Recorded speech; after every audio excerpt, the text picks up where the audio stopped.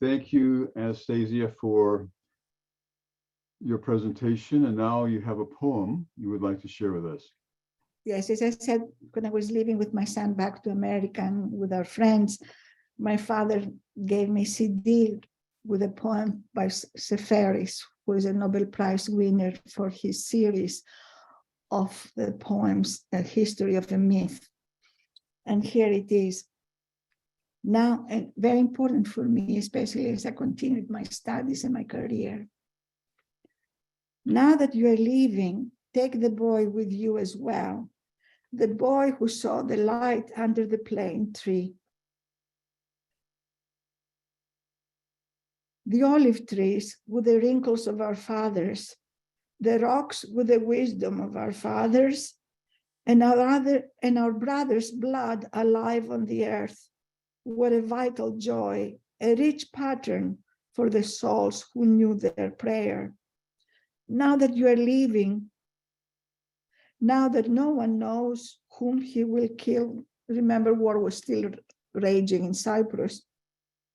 Now that no one knows whom he will kill and how he will die, take with you the boy who saw the light under the leaves of that platanos tree and teach him to study the trees. Thank you. Thank you. Thank you. My, that's a powerful, powerful poem. Now, this is very intense. And if anybody asks you a question or makes a comment, it's not really helpful, just say, that's not a good time for me to answer that question. No problem, no problem. Thank you. No, thank And you. also, if you get tired, Yeah, just let us no know. problem. Thank you. Okay, okay. Let's see who has, Monty, what do you have in line? I'm planning on doing, as is my similar standard process of asking people to ask one question at a time. If they have a second question, we'll hop them back into the queue and we'll jump back and forth between genders. So I've got Simona and Peter up, and Simona, you're up. Thank you. Thank you, Anastasia, for this powerful personal story. I became acquainted with Greece during dictatorship through the story about Alikos Panagoulis. Yes.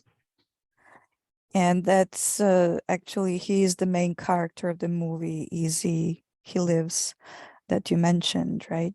Yes. And he was such an incredibly powerful person who, through means of non-violence, truly challenged the not just dictatorship in his country, but the world itself. I mean, his story was so incredible that the world actually rallied around him and forced certain changes. It was, I believe that was actually the beginning of the end. Yes, yes. So can you tell me a little bit more, because I know only from the book Il Uomo that his partner and journalist wrote about his life and death. Do you remember anything about that time and story? I know, of course, God does English, but right now I don't know the exact dates or background of what happened. But what you said, actually, I have an excerpt here from Sartre about this massacre. Well, even from the beginning, with massacres of our journalists and really refrigerators full of bodies. I personally lost family members, extended family, and so many. But it started, yes, with his assassination, with Lambraki's assassination, but as Sartre said, what really happened, because many terrible things were happening around the world as well, but especially the Lambrakis and then the massacre of the students of the Polytechnic really shook the world. And they put pressure in the United States, and they put pressure all around for change to happen. And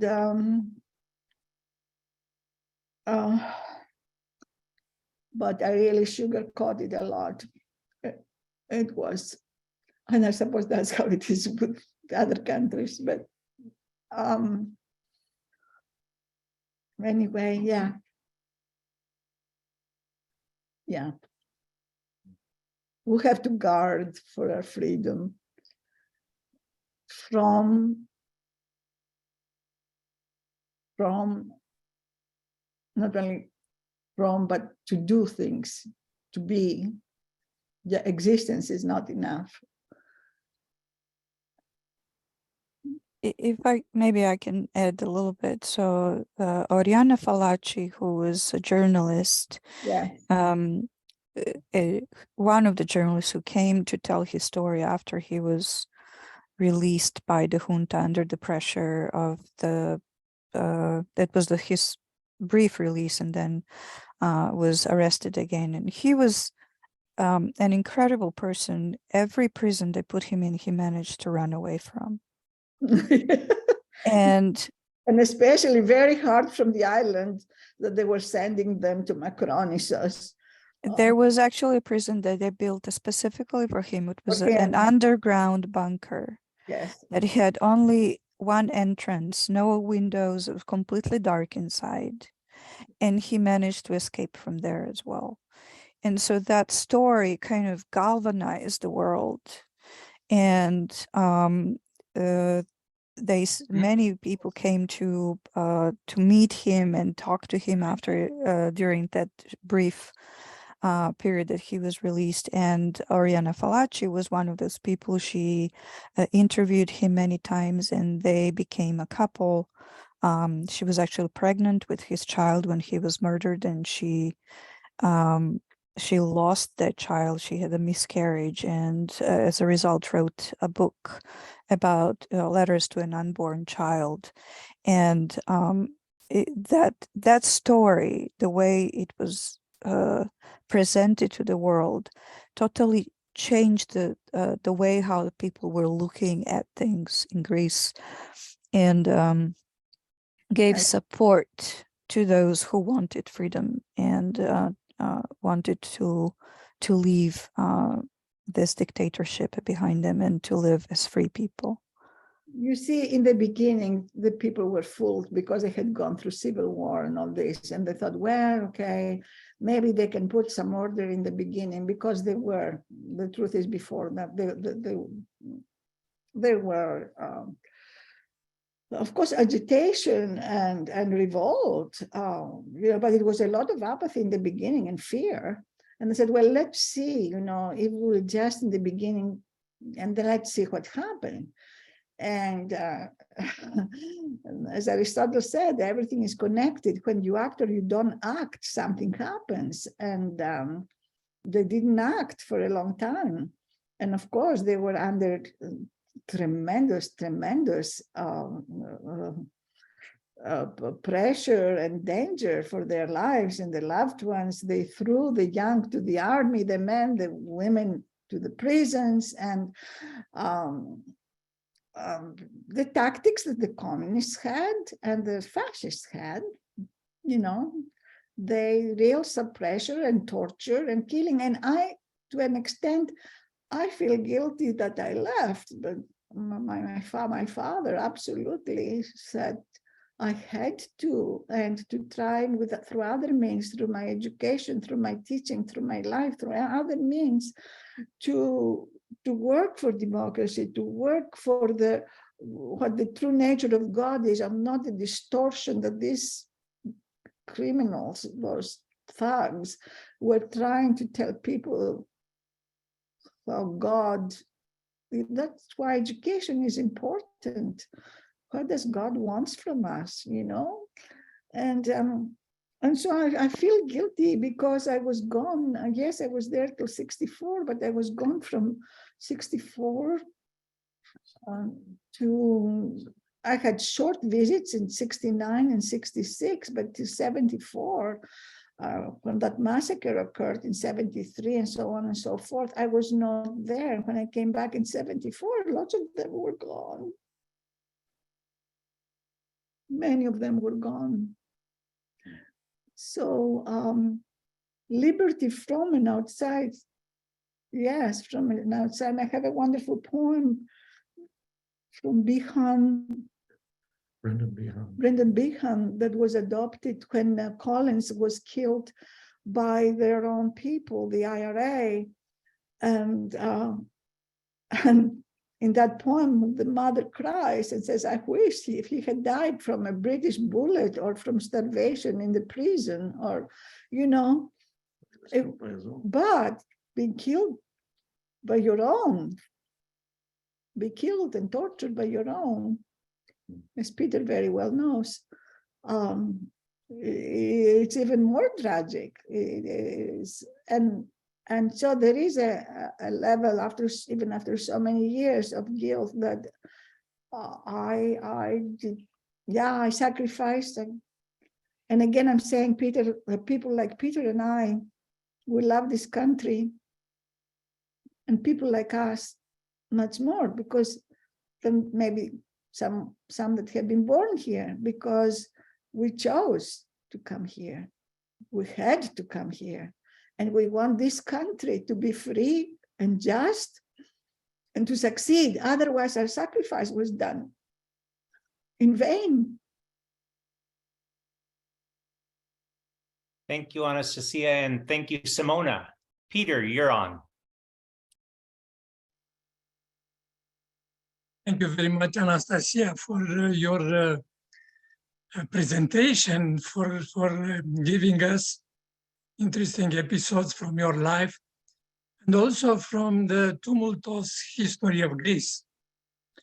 I like especially the way you title your presentation. It's a mythical title, and it's a very good comparison, the way of how you travel in your life, with comparing it with Ulysses' travel from Troy to Ithaca. And thank you for bringing the great Homer today to our attention and his Odyssey. Of course, if we are thinking at our own lives, all of us have an Ithaca in a way or another. Of course, we didn't meet in our way as Ulysses did. It took him 10 years from Troy to Ithaca to reach home. Of course, we didn't meet in our life Cyclops, but we had our difficulties in our life. But I believe all of us, we have our calypsos. Yes. The nymphs that were tying our lives, not only for 7 years as Ulysses was, but for our entire life, because they are our sweethearts. Also, I cannot stop thinking the trouble the Greece experience after World War II. Yes. It has roots in the Yalta Agreement. Yes. In 1943, Churchill traveled to Moscow and they reached an agreement to divide Eastern Europe in spheres of influence. Yes. And if I remember exactly, Greece supposed to be 60% under British influence and 30% under Stalin's influence. Yeah. And then this was decided in 1944 at Yalta Agreement. Yes. When Churchill Stalin and Roosevelt, they decided for good to divide Eastern Europe in spheres of influence. Yes. And this created the whole trouble, I believe, Oh, yes. Greece and for many other countries in Eastern Europe, Yes. because what happened, it produced in Greece a civil war. Absolutely. Mhm. And the competition between Stalin's ideas of communism and Churchill's ideas of democracy were competing, got influence in Greece. They were competing and creating all this trouble. Yes. Thank you again for your presentation, Anastasia. And Thank you, Peter. we are looking forward for your next presentation that I believe it will be You're gonna get very, very emotional. interesting. Yeah, to look at the influence of Greek philosophy on Christianity. Yes. Well, what you mentioned about the Ithaca, again, my theme for my dissertation, and as I said, I didn't finish in a PhD, I had almost another tragedy hit. Classical myth journey, Homer, it has to do with the human condition and the nature of God. It was my search. Interdisciplinary when I did classicism, Christianity, and philosophy. But I will go into concrete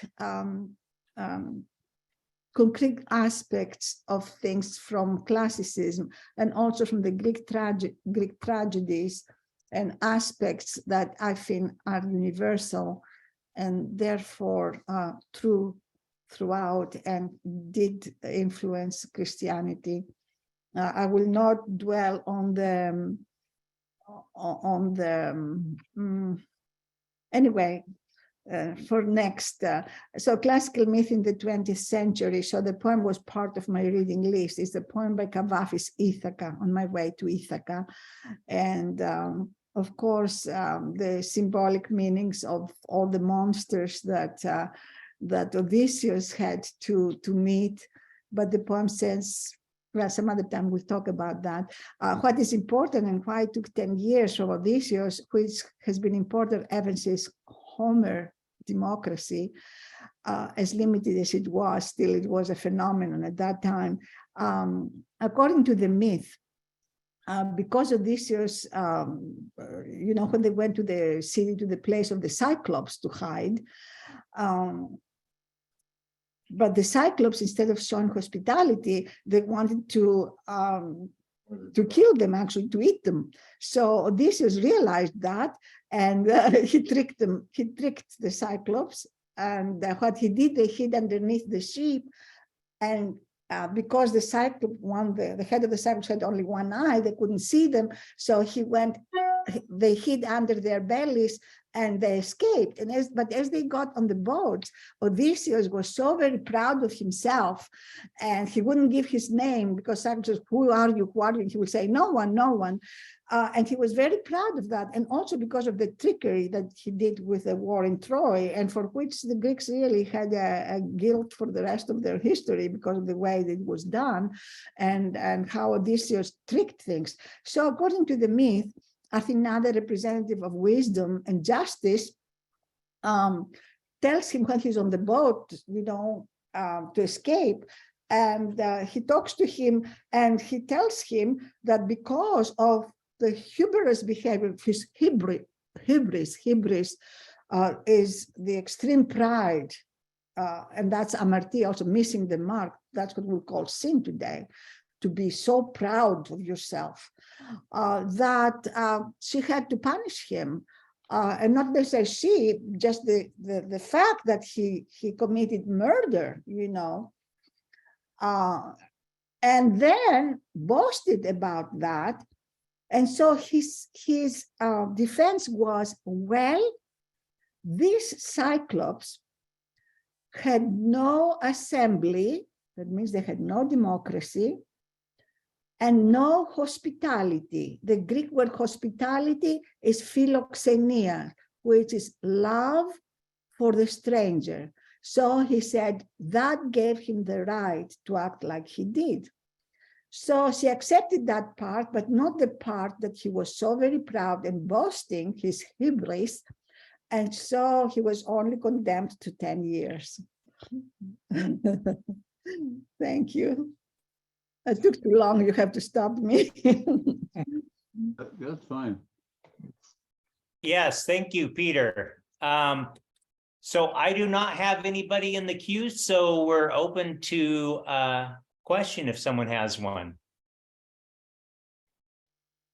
I do. Okay. All right, jump on in. Okay. How would you describe the role of the churches during this time? The churches, Oh, the church. Yes, Yeah. yes, yes. Whether it's the Orthodox Church or Yes, Adventist yes. Church, whatever. Yes. How do the churches relate to all of this turmoil? A mixed bag. And that's why sometimes when we say all Orthodox or all, sometimes it's local, like at the present time with Ukraine, the Greek Orthodox Church, both the Patriarch of Constantinople and Greece, have really denounced the Orthodox Patriarch, actually, of Russia, and offered him asylum to their country because of his support of what's going on. But at that time, unfortunately, not the Patriarch, and not of what I know of the country priests and the rest, but the then Archbishop of Athens, if not with his words, but with his contact, really was guilty, I feel, because he went and blessed the tanks, he blessed the whatever, he did not stand up. He did not stand up. That was not true. I don't know about the Adventist Church. That was not true, of course, of the Orthodox Church in Cyprus or Constantinople, the Patriarch. And so that was unfortunate. And I think the leadership changed after that.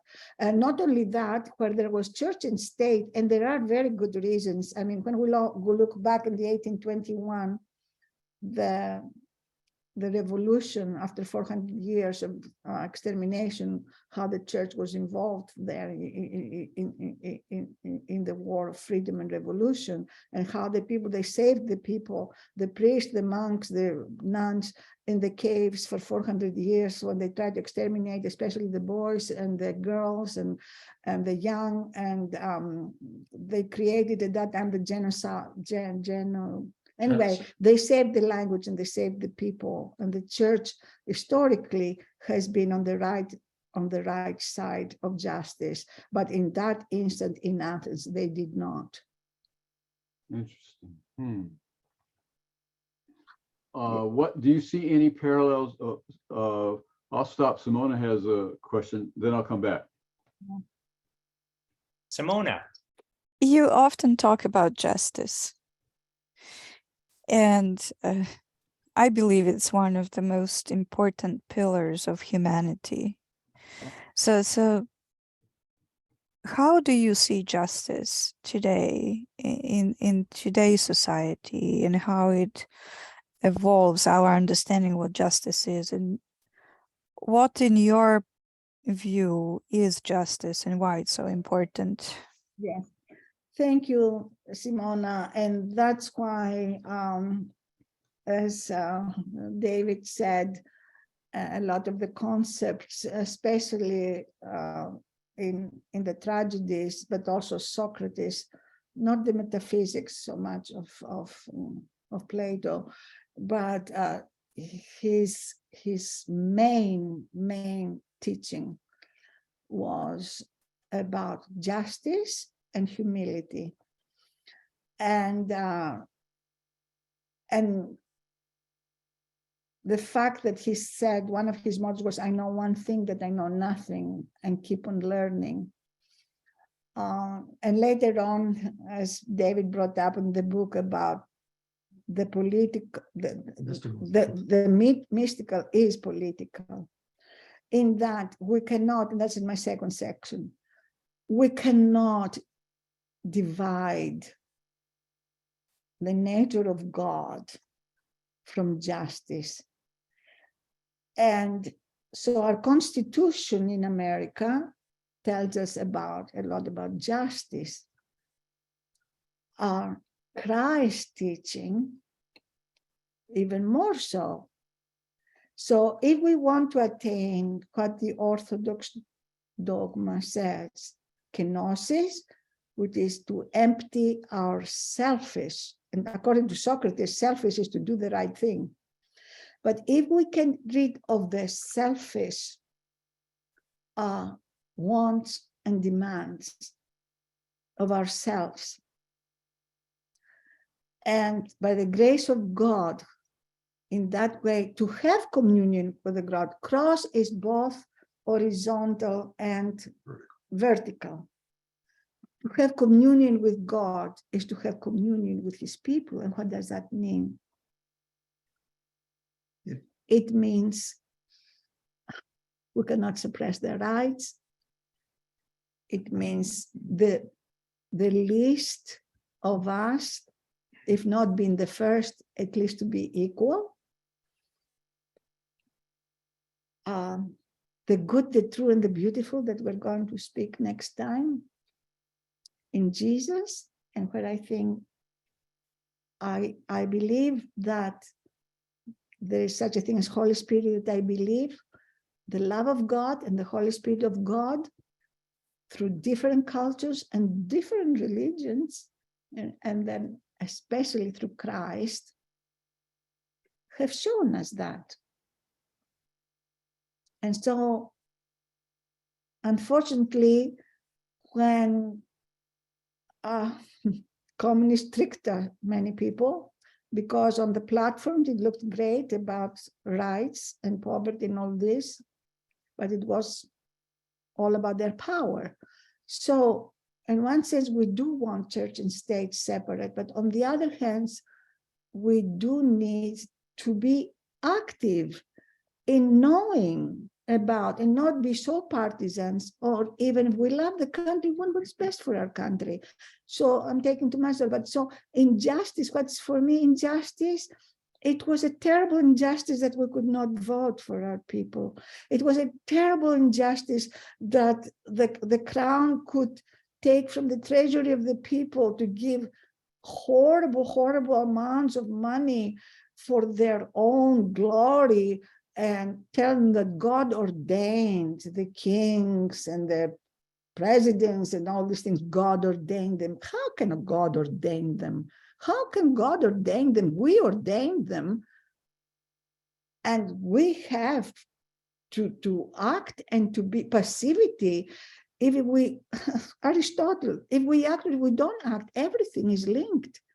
So justice, yes, we have to do it on the individual thing, the communion with God and with the communion with our neighbor.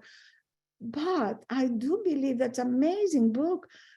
And I think Socrates did, and some of the Stoics did, that the mystical is political in the sense of taking care of our polis, of our neighborhood, of our, this is our family. And I love the Beatles song, Imagine. I loved it. It doesn't just take a village. It takes God, yes, but not in that sense of the generals or some of the parts of the God of the Old Testament, but it takes God, it takes a family, and it takes a village, but not just our own family, the world family. Thank you. Okay, Dave, can we come back to your question that you had, and then I have an item, but I'd like to have your follow-up.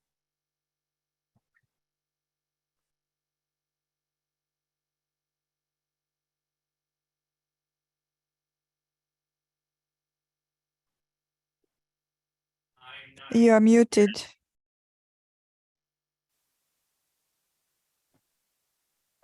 What was the role of the United States during this time? Oh, unfortunately, it's a good thing I didn't know. Of course, where would I go? I told once in our after class, I was so frustrated of things that were going on. And I told McKinley, I said, McKinley, I feel like if I had an aeroplane to get in and go maybe to, where do the monks go? The Buddhist monks? No, the Buddhist monks. Himalayas. I said, I'm ready to go to the Himalayas or something to get away. I mean, how do we get away? Unfortunately, and that was terrible for me because you see, it was terrible because at that time when I came in '66 in America, because the junta was a right-wing thing, you hardly heard anything about that. The people maybe knew, but you didn't see it in the news or anywhere else. And then I came in the middle of all of our problems here, the Vietnam War, the assassinations, Martin Luther King, and then the Kennedy and all those things and stuff. So there is not a paradise on earth, but still is the freest country in the world, I believe. And the involvement, and that was not except the involvement, apparently because of the fear, they had some reasons, because there has been intervention also from the communists as well as America, to divide the people more.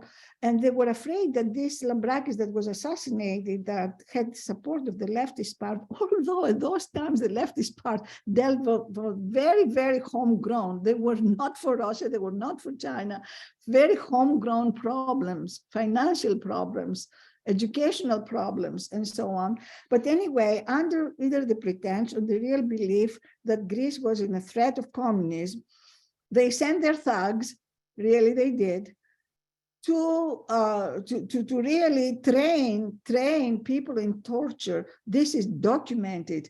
And Clinton went to Greece on the anniversary in 2000. He explains, because Greece threw out, I think at that time, NATO and everything else of their country, because it was proven, it was funded and supported, and probably started by the United States and the CIA. Thank you.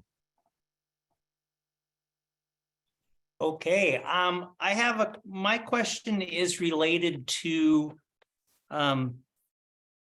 your idea of communion and the importance of communion.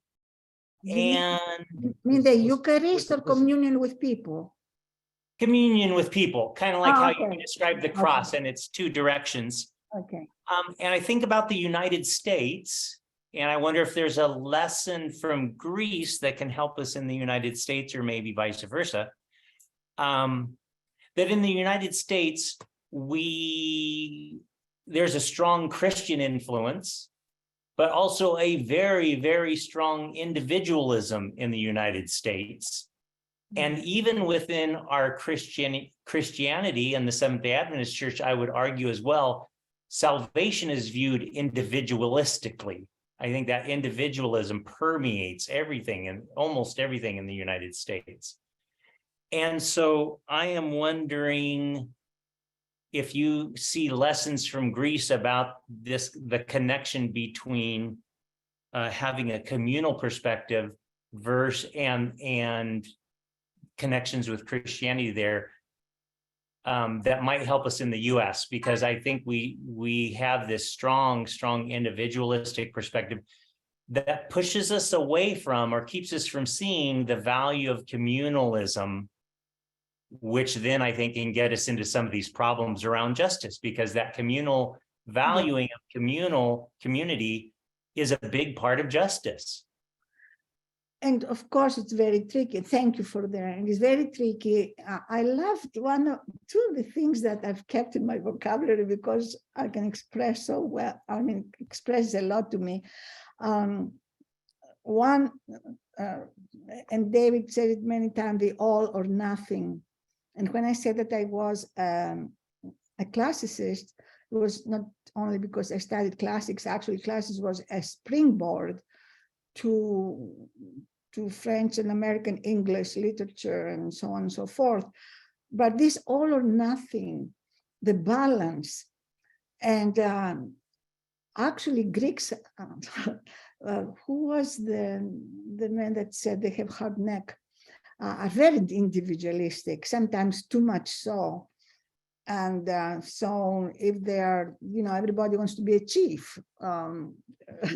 They're great fighters when somebody else from the outside threatens them.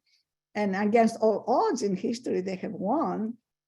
But internally, they're very individualistic, although they take at the same time very communal in that all ages mingle.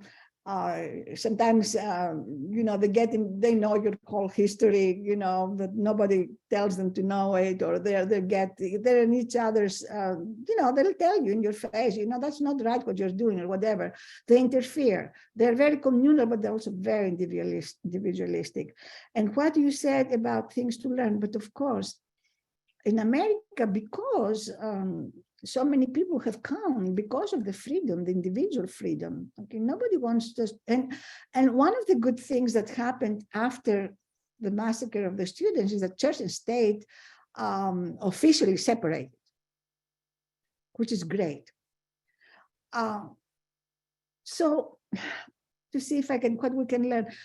So that's the trick. It's all or nothing. Do we say that it's only individual salvation? But yet, if we look at the scripture, and that was, and again, I loved what David said, all or nothing. It's the balance. It's the balance of freedom. I cannot be free to come and drive into your house and kill you. Freedom has to be free, but there have to be laws of respect to not take the other people's freedom, So there is a balance then. We need the laws. But about the individual salvation, the Greek church believes a lot. It is individual. But one thing I saw from the houses of my house, the house of my grandparents, it's also, we are not cut off. We're connected with everybody else and everything else. And we have certain obligations to them. And sometimes we just have to learn the law so we can love the law from children, or if we're immature.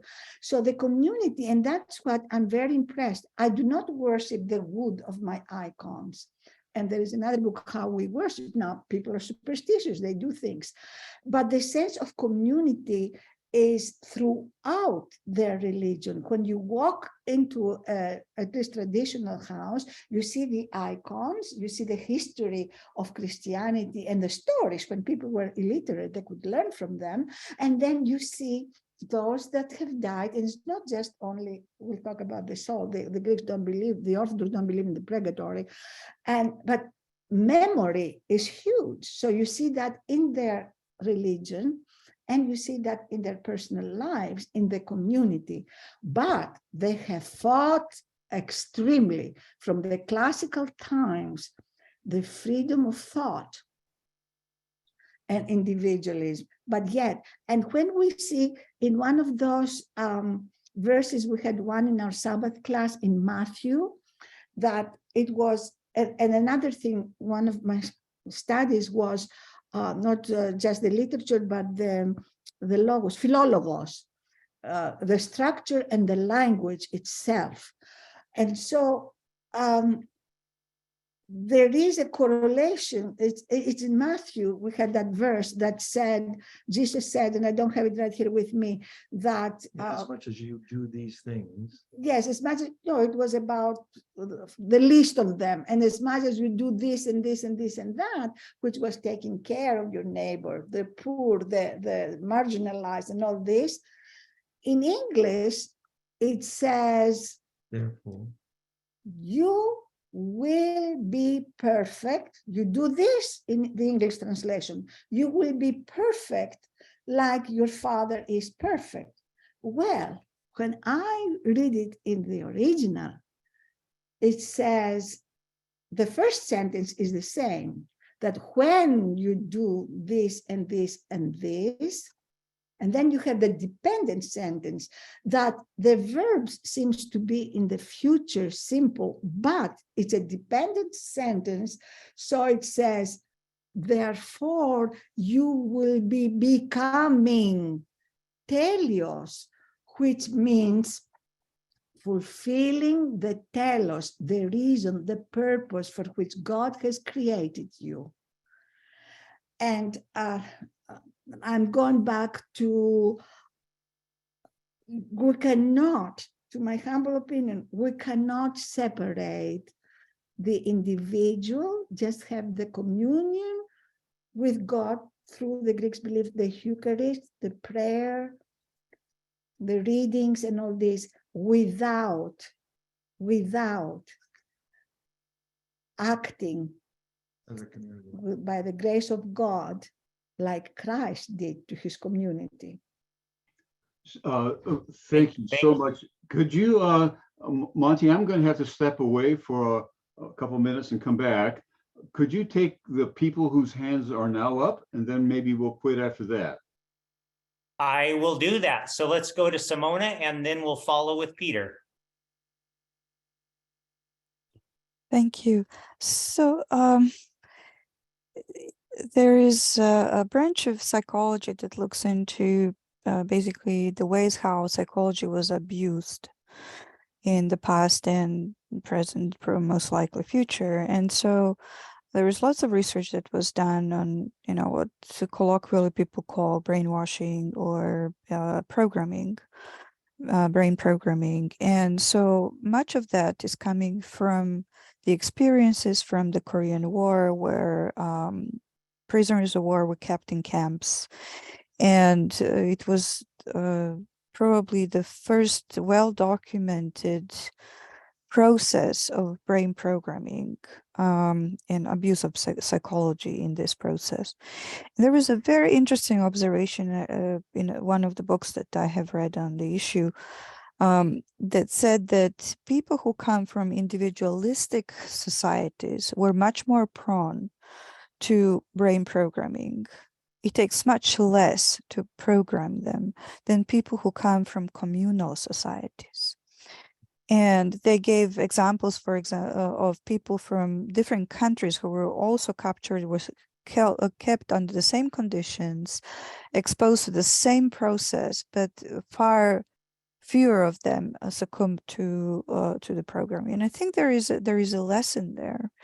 And when you were talking about the fact that our salvation is personal, it is personal, but it does not exist without the community. Right. The community that supports us, that helps us, that carries us through when we are having difficulty and doubts and all that. So even though each person is individually saved by their personal relationship to God, that relationship is not possible without the larger community, because we all, we are social animals. We require community to survive. We require people to encourage us, to carry us, to be with us, to help us.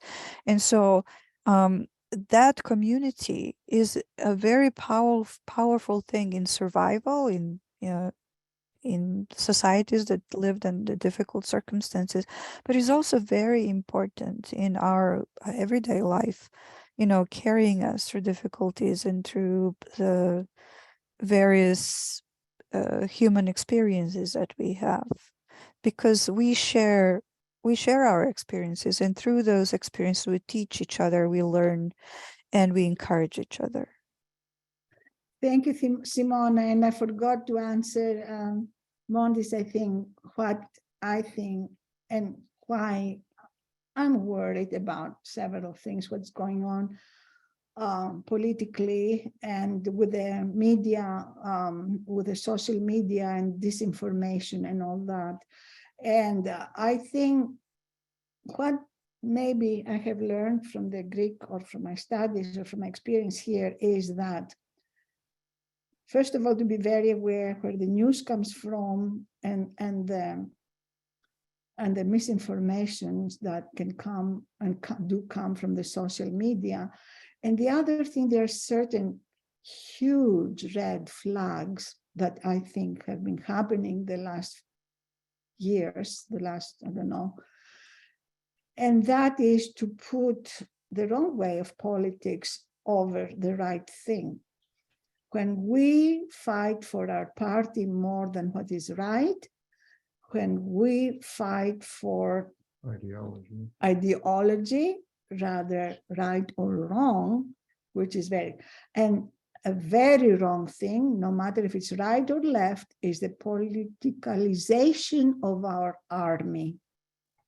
When presidents or governments trying to politicize, they will always have opinions. But what I learned from my father, he was a very distinguished man in Greece, and he sacrificed so much because he was a just man. He didn't put the royals over the right thing. He didn't put the junta over the right thing. He sacrificed a lot. And if we can have the courage as individuals to see the very huge dangers, right or left, and stand for those things that are right, rather because they say God said so. An example, for instance, unfortunately, I don't know if I want to get there, but the Christian right has politicized, and I believe wrongly politicized, about God and country. And I was terribly alarmed when I saw flags waving and doing what they did in that video I saw about the Seventh-day Adventist conference. And one of the things, and I will tell you the positive, the wonderful things I experienced at Newbold. And one of the first things I learned about Adventism is that they did not they didn't do that. They didn't do that. Flag waving, we love the flag and what it stands for, but not when they are used to divide people and to go over the right wing, over center wing, or this or that. And that's alarming me. So what I will be very careful about, and I'm very alarmed about, is those kinds of things. What happened in January 6th, it's very alarming to me. It really scratched wounds. I do not condone the burning or the thugs that burned or did those things. I will not condone them, but also we need to appreciate, I think we're in a state of emergency. I feel in a state of emergency. And the crisis, in a way, of Christianity, when they take the side of the wrong, not right or left, but the side of the wrong, and they don't speak about it, or they don't, not to cause trouble, but and especially for Adventism. I'm sorry, thank you. Peter.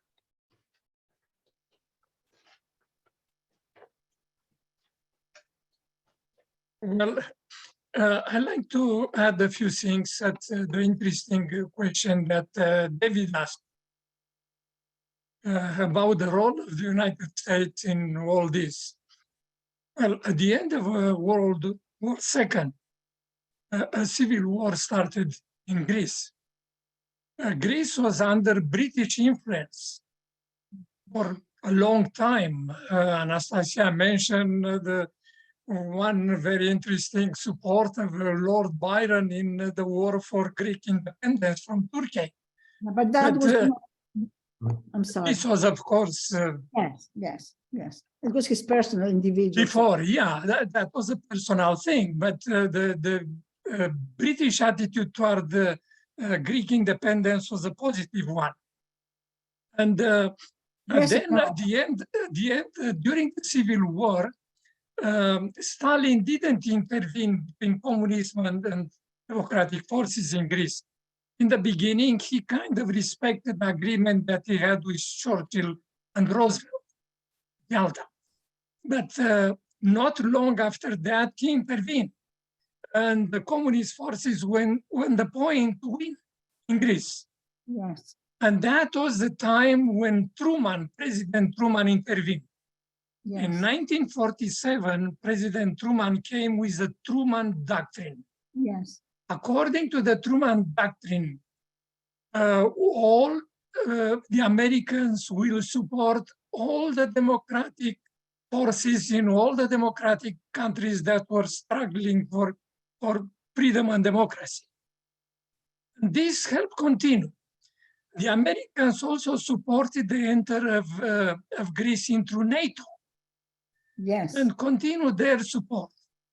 And of course, we can talk a lot about throughout years how this happened.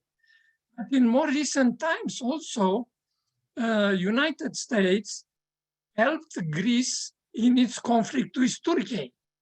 Yes. According with the Treaty of Lausanne in Yes. 1923, that Yes. was at the end of World War I. Extremely Was the peace important. treaty. Was the peace treaty. According to this treaty, Turkey had the right 3 miles around its periphery for islands wherever they are falling into this 3 miles area. But what was after 3 miles was islands. These islands were part of Greece. And Greece, officially, they have 6,000 islands in this moment, islands and islets. And Erdogan, which is very much an Islamist, the president of Turkey, started exploring, getting involved into doing research and looking for resources into some of these islands Yes. that are not officially part of Turkey. Yes. And in this dispute between Greece and Turkey, the United States helped. Yes. During the last one, during Trump administration, Secretary of State Pompeo visited Erdogan and told him clearly to take out his hands of these islands because they are not Turkish territory. Yes. Yes. Wow. Yes, that It's is a awesome. marvelous, Yeah. and it's true. And the United States has been. I'm sorry, I only mentioned that sad event episodes, and absolutely they were funded. The civil war, the previous civil war, by the communists and all that, and that's why my father loved America. And when I had the choice between France and America, he says, "You go to America," and America has been a great friend of Greece, except what happened with Cyprus. It was terrible because the naval, the fleet, the American fleet, the Sixth Fleet was right there. When the Turks over the years before the junta, they kept bringing, and actually even during the junta, and that's why they harmed, actually destroyed Turkey, our own junta did, because when I say the Turks, I mean about the government, not the people. They kept bringing more population to Cyprus. Cyprus was had become a colony of the British, and that's another horror. In the 50s, the British government hanged 18-year-old students and kids because they wanted independence. So the government was horrible. They were worse than junta, if there can be anything like that. But then, with the excuse of the junta in the 70s and 74, what happened? During that 10 years of the junta, and at that time, when they were a British colony, the Turks and the Greeks got along very, very well. They had the common enemy, I suppose. But then the Turkish government started bringing more and more and more legally and illegally people in Cyprus in order to unbalance the percentage of the population. The percentage was very small percentage of Turks in Cyprus. And so under this excuse, the junta blamed the patriarch there, and he tried to make a coup and all this, and then Turkey really bombed. And to this day, through the Red Cross or something for the prison, something, they still have not given account or allowed people to go and check their prisons and everything, they have missing people that they really, and they have not been called, although America has been helpful, as you said, they still, because then of the Iraqi war and the geopolitical place, they have not pressed for the horrors that they did, for the people that they have massacred, for the people in their prisons and the abductions and all this, and increasing the population illegally there. And then when the Turkish invasion and war happened to the little islands, when they took first almost 2/3 of the island, and then because of negotiations, they given half, the most affluent half back. But the Turkish, the Cypriot people are so very brave. Now, the place that they had, that it was the worst place, they have made it really tremendous success. But nevertheless, when the invasion happened from the Turks, the 6th American fleet that was supposed to protect, just like what we're going through with Putin, they were right there, and they did nothing to stop the Turks, the government, from bombing the civilization, bombing and killing and maiming the citizens, just the people of the island, and they have never brought them to justice for that. Wow, thank you so much, Anastasia. I just might add very quickly that during the war in Cyprus, United States was in a very difficult position. Yes, the Sixth Fleet was there, but both Turkey and Greece were members of NATO. And the United States was in a very difficult situation because both of them were allied in NATO, and United States just tried to mediate between them to stop the war which was imminent between Turkey and Greece. Well, we better stop. We better stop for now. We'll pick it up. There was here. no excuse, Peter, no excuse for that. That's when you need your friends in your difficult times. Right. That's good. Now, thank you, everybody. Thank you, Anastasia. Thank you, everybody who contributed by questions or comments, and those who were here but didn't say much or anything. You all are contributing in your different ways. She will be back with us next time, and we will talk about her intellectual journey. Yes. She has talked about her personal and political journey. Next time about her intellectual journey, and that will be very good too. Oh, one comment. It's Aristotle who talks to us about the golden mean, right? The staying in the middle between contrary extremes. That's that I think is the goal. Okay, here's the benediction. The Lord bless you and keep you. The Lord make his face to shine upon you and be gracious to you. The Lord lift up his countenance upon you and give you peace. Amen. Thank you so much. Thank you. Thank you.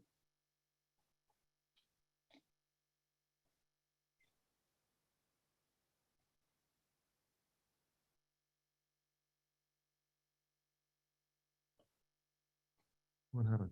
I don't know. Just wait. Where's McKinley? Okay, somebody needs to stop the recording. Is McKinley going to be there, or am I staying or not? McKinley, you are now the host. You need to stop the recording, please. Where's McKinley? I'm here. Can you hear me? Yes.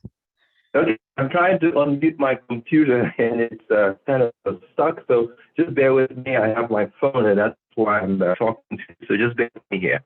Okay, can you please stop the recording first, because you're the only one who can. Say it again. You need to stop the recording. Okay. All right. I'll do that. Thanks.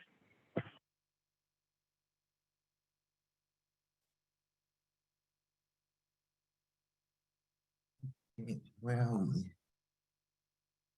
Stop recording. Okay.